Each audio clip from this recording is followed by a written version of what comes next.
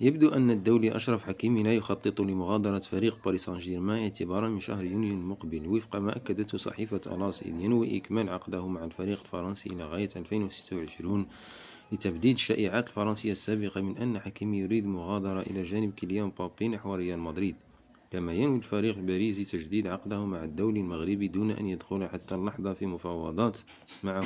ومن جهة أخرى، يظهر أن العديد من الأندية الأوروبية مهتمة بوضعه مثل ريال مدريد الذي يسعى جاهدا للبحث عن ظهير أيمن للسنوات المقبلة، لا سيما بعد قرب انتهاء عقدي لوكاس فاسكيز وكارفاخال في 2025.